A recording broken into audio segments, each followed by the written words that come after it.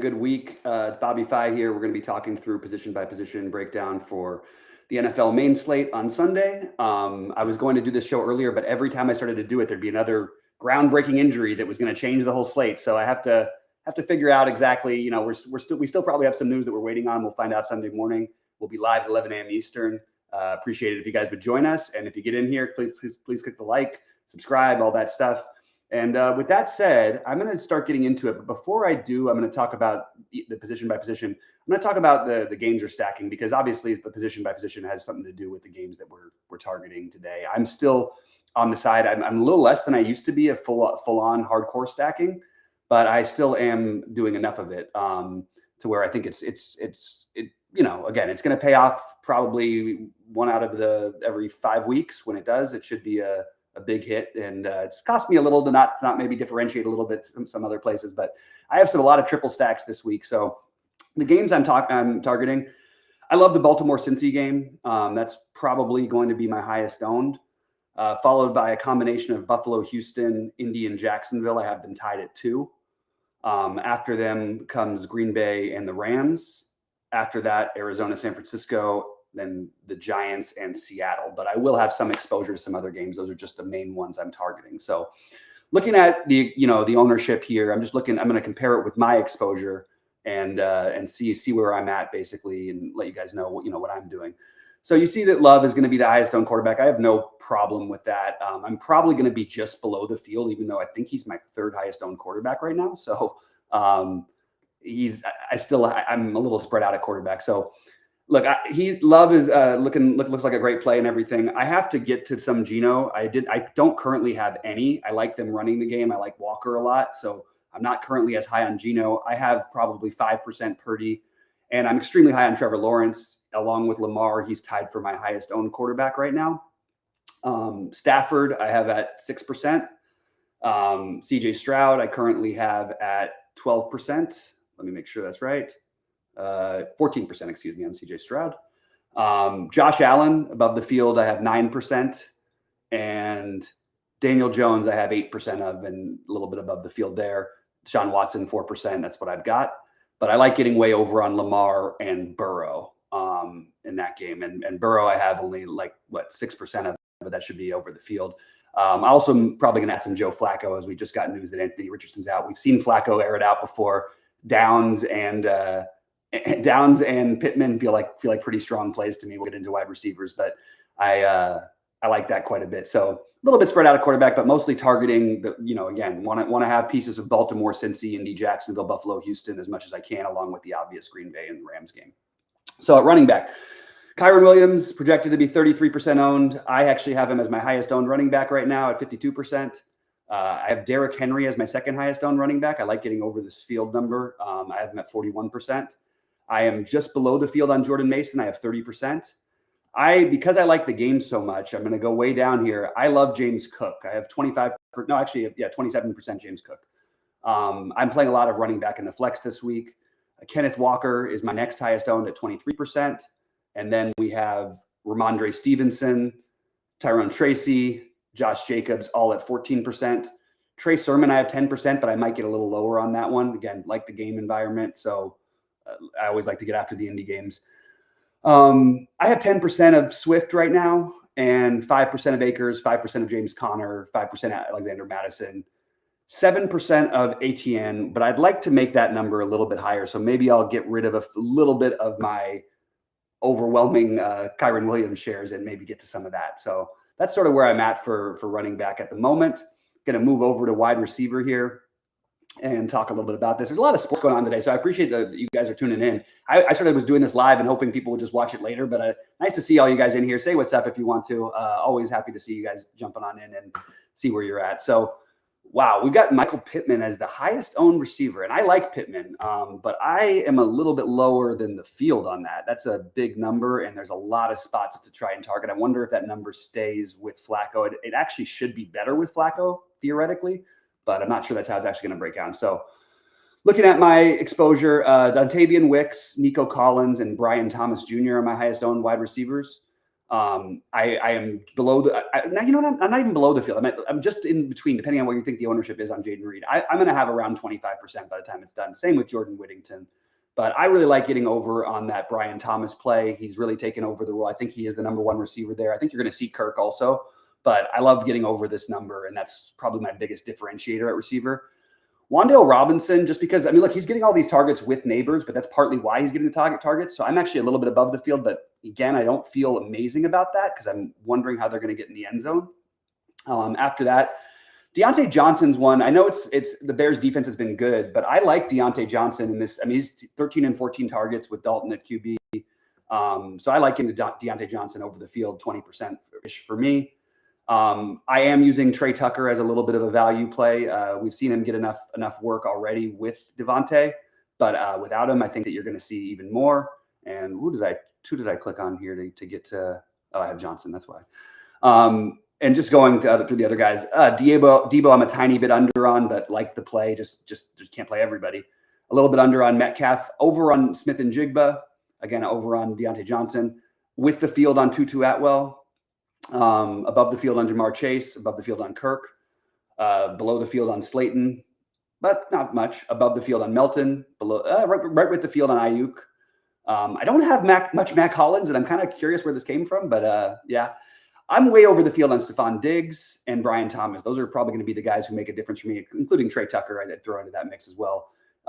Keon Coleman's another one that I think could sneak in. And the one that I'm going to end up with trying to get to 15 or 20% of, actually both of these guys, both Dell and Cooper. I think Tank Dell's kind of been forgotten.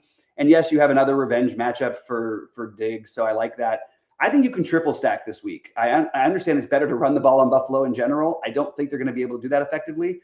I like the idea of Buffalo getting out to a lead, running Cook, and then playing the three receivers, or even play two of the receivers from Houston with the tight end and Schultz. He's going to have a game at some point.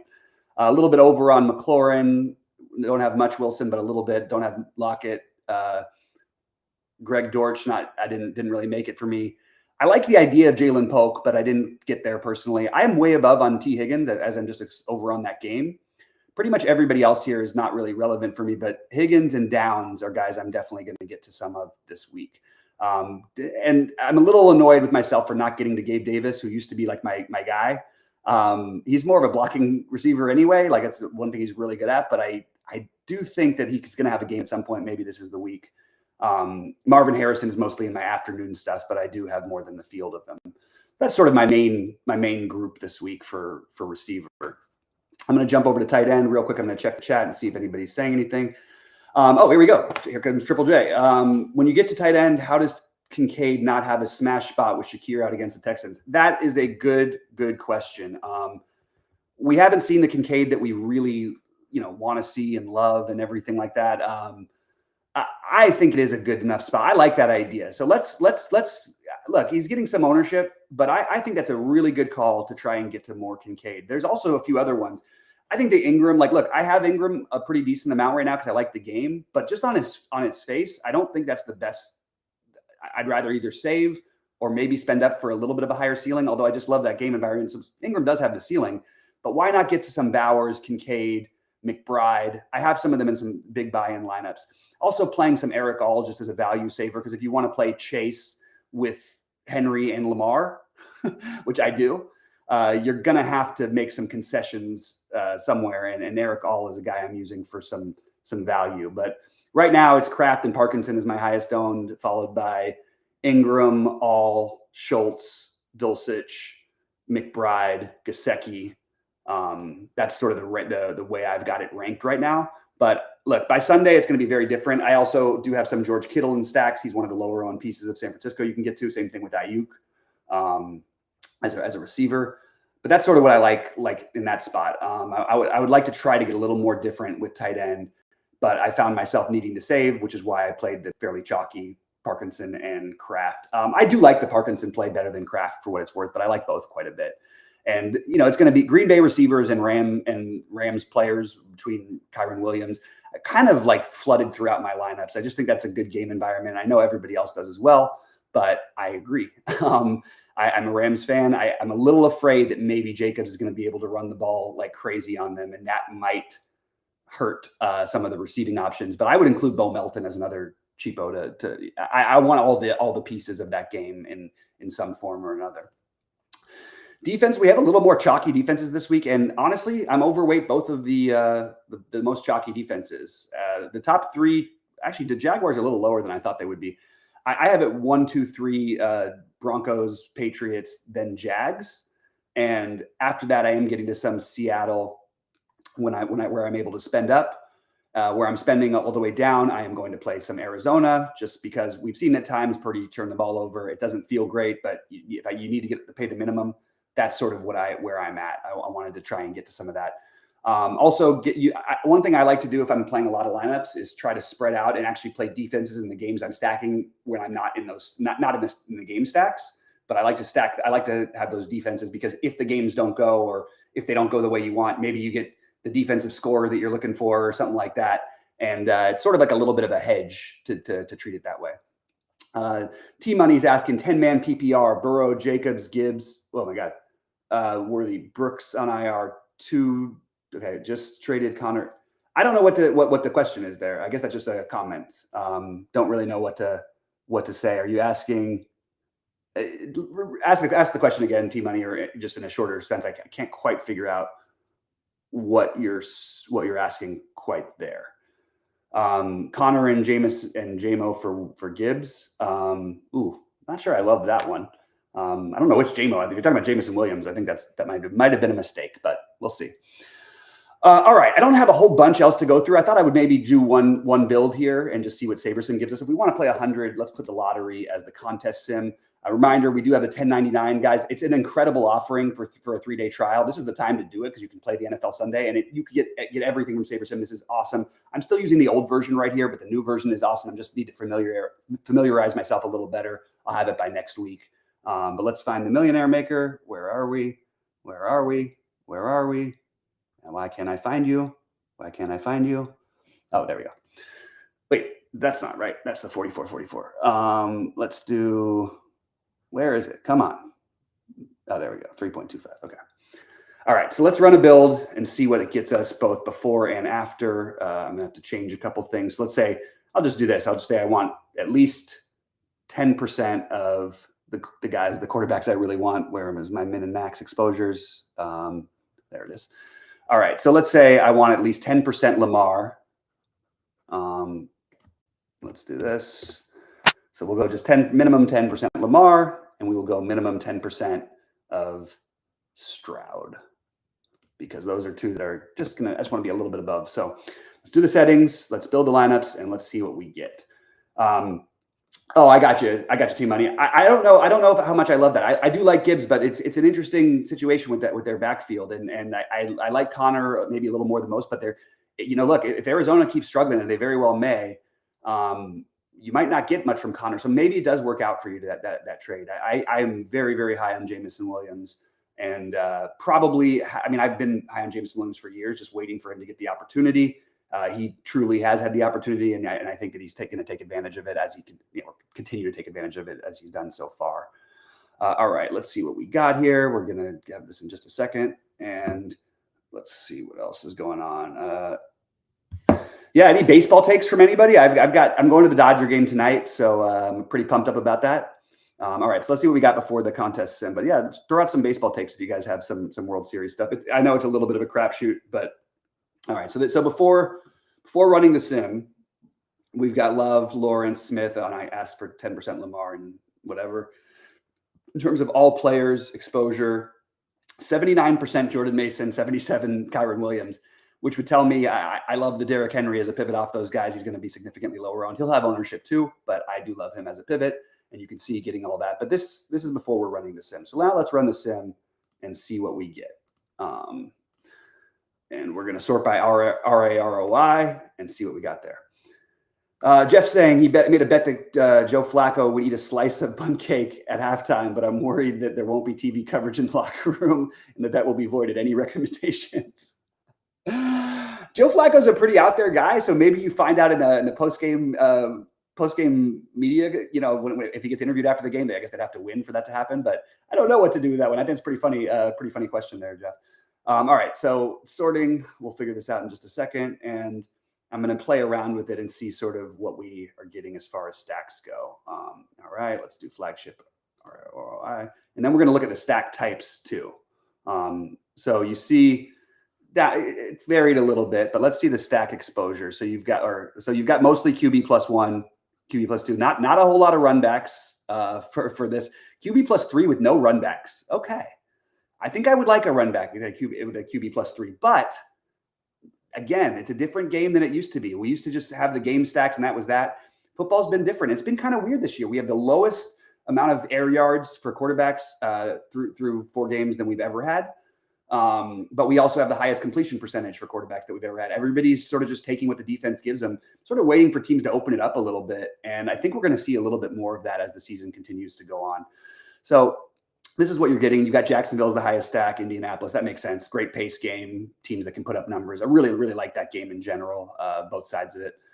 And I wish we didn't have to play Trey Sermon. I wish I could play Jonathan Taylor he would have been the lower owned pivot, I think, off of the other two. He would have had some ownership, but not as much as the other guys in that range. You see San Francisco, Houston, kind of what you'd expect. A little less Baltimore than I like.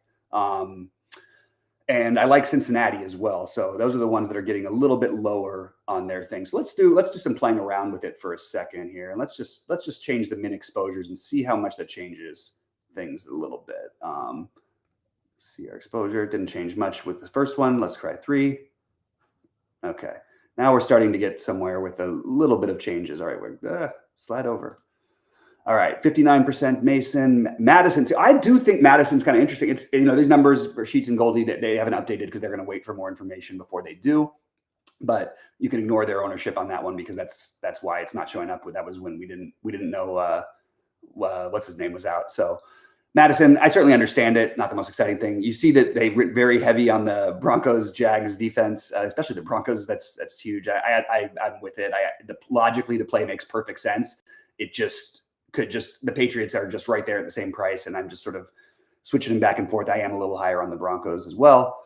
At wide receiver, I'm curious what they're getting different. Where they're getting different. Wandale, Jaden, this is pretty chalky. And Deontay Johnson, I like that. I'm over on the same overweight stance. Trey Tucker, overweight. I'm on that same page as well. Xavier Legette. Okay, that is maybe somebody we need to start looking at. Is this the week? Last week was the week, I guess, but I think I'm still on the Deontay Johnson train, but I don't mind that Legette idea. Just a lot of guys. And I would just be overweight Brian Thomas and the Jacksonville passing game in general. It's just sort of how I'm treating this. Anyway, guys, we really appreciate you tuning in. That's sort of what the builds give you at first. Again, I'm hand building this week. I just feel like, Sheets and I talk about this all the time. Sheets is like an expert at the multi-entry, large, different scripts. He's really good at like putting his little angle on it and being successful. I'm a little better with knowing the game, and that's sort of my angle. So I like to do a little more hand building than he does. I'm also usually not playing quite as many lineups as he is. But it's one of those things. There's a lot of ways to win at DFS, and I think that we offer a lot of those ways. So hopefully you guys will come join us. Remember, $10.99 trial for 3 days, the SaberSim Ultimate Package. It's got everything for as many builds as you want. It's got all of our content as well, all of my plays, I literally just posted in our Discord my exact exposures of all the players. At an early look, I will update that when it gets closer to game time because probably need the information news on Sunday morning before we do anything. But all of Rhodey's playbook, which is awesome. And we've been shipping tournaments out here, from LOL to Showdown Baseball. It's been a lot of ships lately, including like our guy. Again, I want to give another shout out to 3Pandemic. That guy is that's his name in our Discord, but he solo shipped the League of Legends Championship for $100K with a $20 entry, one entry. So I believe it was 20. Anyway, it pretty sick that he did that. So that's shout out to him. Shout out to Sheets for finishing third in that same tournament. I won a baseball one earlier this week. I chopped the first big baseball showdown 4 ways, which was not too bad. Sort of the best you can hope for. And I hope everybody really enjoys this fun sports weekend. Got some live stuff in the golf going as well. So that could be fun. Could be a fun Sunday overall. And I get to go to the Dodgers game tonight, which it's going to leave me very miserable or very happy. I hate San Diego. So this is a real rivalry series and I'm looking forward to it. So go Dodgers and let's get after it tomorrow.